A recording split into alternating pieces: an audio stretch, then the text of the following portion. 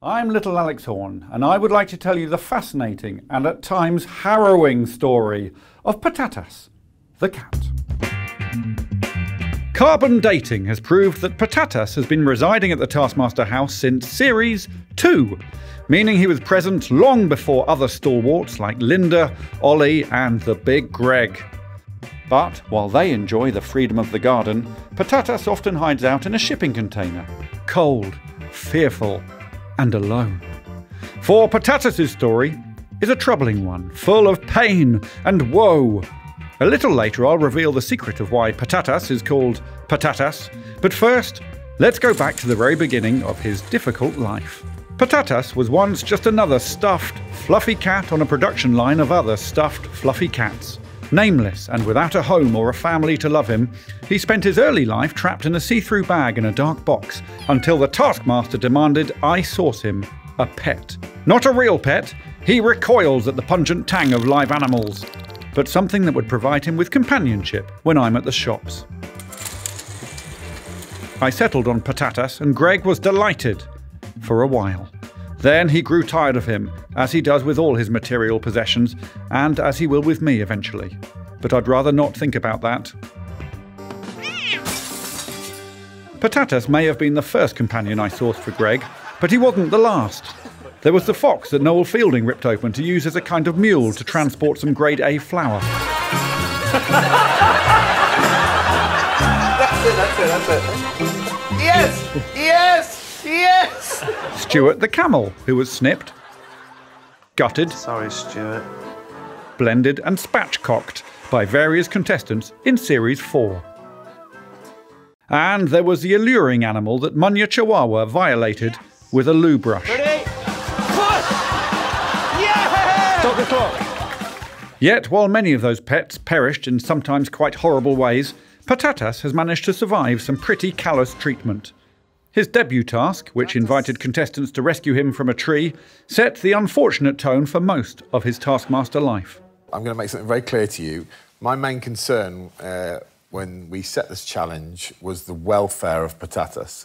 I am very fond of Patatas, and we consciously used the word rescue. Sadly, John, Joe and Doc didn't seem to have Patatas' welfare at heart. If anything, Joe seemed to relish the idea of inflicting injury. Yes, right in the face. With my help, Catherine did show some care. There you go! Yeah! But Richard just gave up and abandoned him altogether. I kind of want the clock to run out at the moment. I'm not enjoying this at all, just so you know. You're not enjoying it? I'm not. Does that come across? Oh. OK, that's good. Sorry, Patatas. Bye-bye, Richard. So bye, Alex. Bye-bye.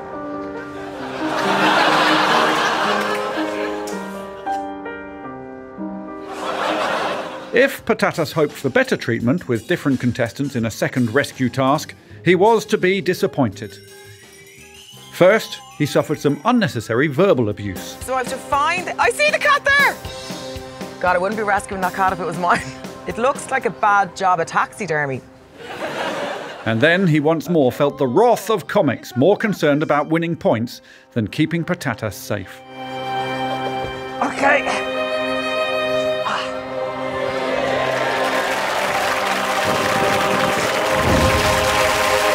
Well, I stopped the clock, Steve.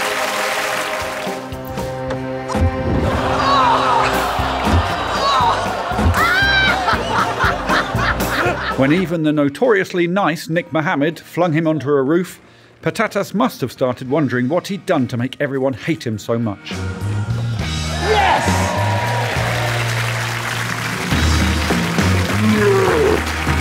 There you go. Safe. We've rescued the cat in the traditional method of flinging it onto a roof.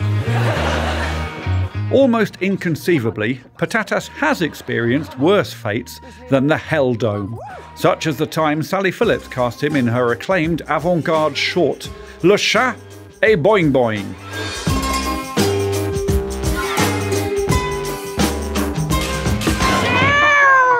Le chat fait boing boing. Le chat fait boing boing. Le chat fait boing boing. Oh, les chapeaux. Oh oh. Attention au chapeau. Ils sont dangereux. Oh non! Oh non, petit chat! Les chapeaux! Ah! Ah! Le chat a été mangé par les chapeaux. Oh oh! Fin. But if Sally stepped over the line, Nish Kumar merrily set fire to it.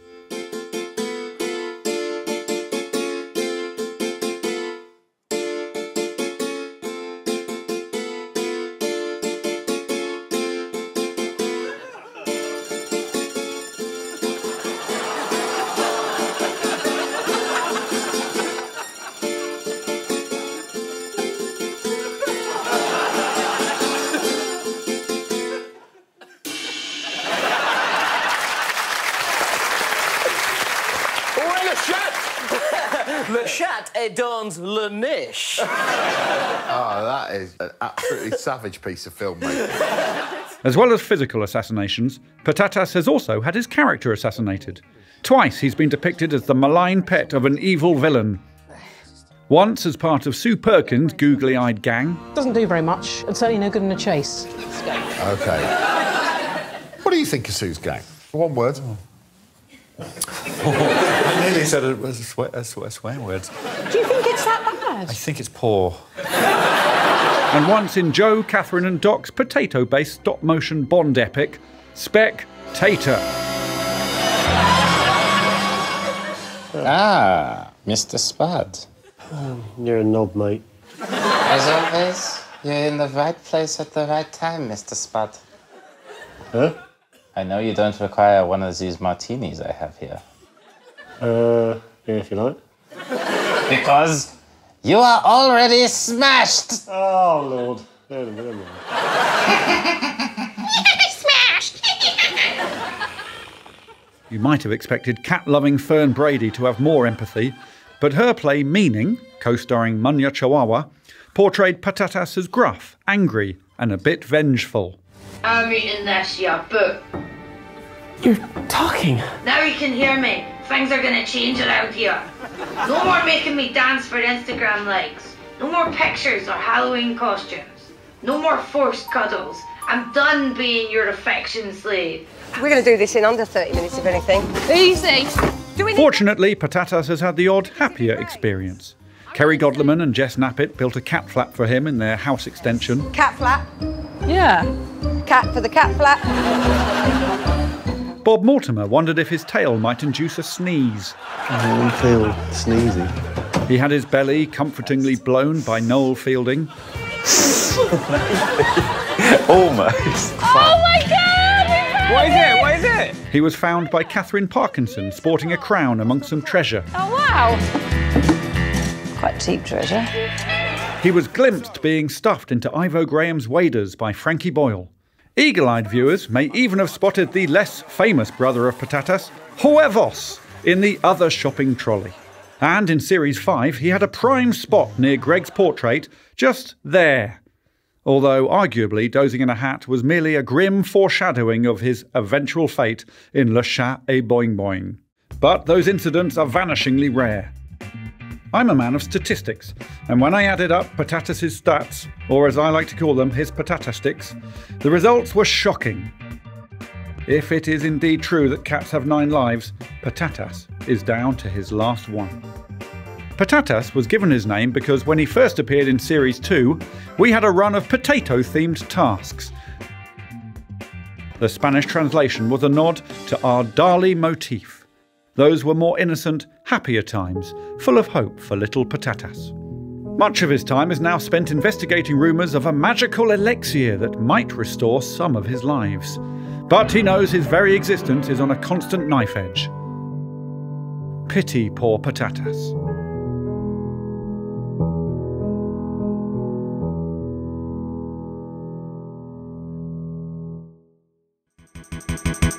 For more Taskmaster, subscribe now!